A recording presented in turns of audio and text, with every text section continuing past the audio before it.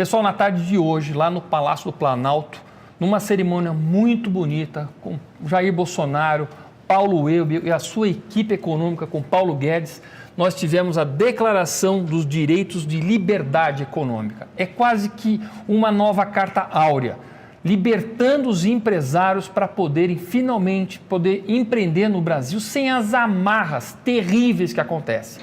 E vamos ver quais são os itens da nova Carta de Liberdade, tirando essa escravidão do empresário brasileiro. Número 1, você tem o direito de empreender sem pedir autorização para o Estado. Você pode começar a empreender imediatamente.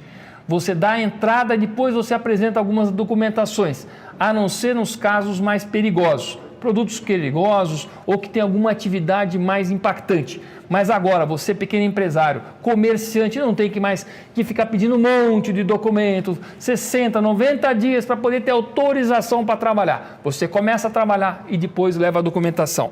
Segundo, você vai poder trabalhar em qualquer dia e horário, restringindo pelas leis trabalhistas. Mas não é Estado, Prefeitura que vai falar que você não pode abrir seu comércio no sábado, no domingo, à noite e dia.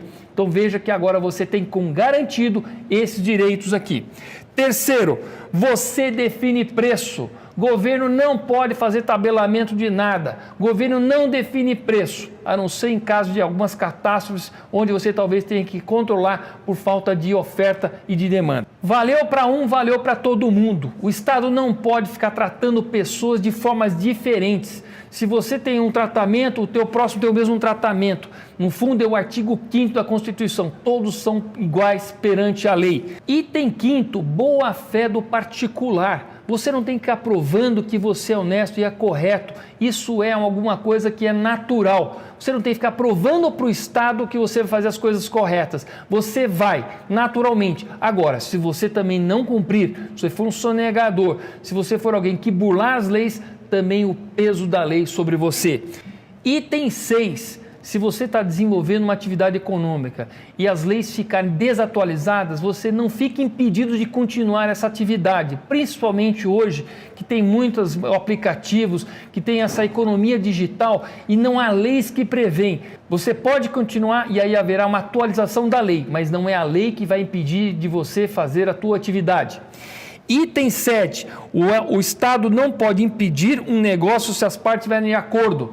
Se você tem uma atividade e você tem uma relação, um contrato com outros particulares, maiores de idade, capazes, não é o Estado que vai se intrometer no meio da relação e dizer que não pode. Obviamente, restringindo aquelas coisas que são ilegais. Numa atividade ilegal, não é o Estado que se intromete.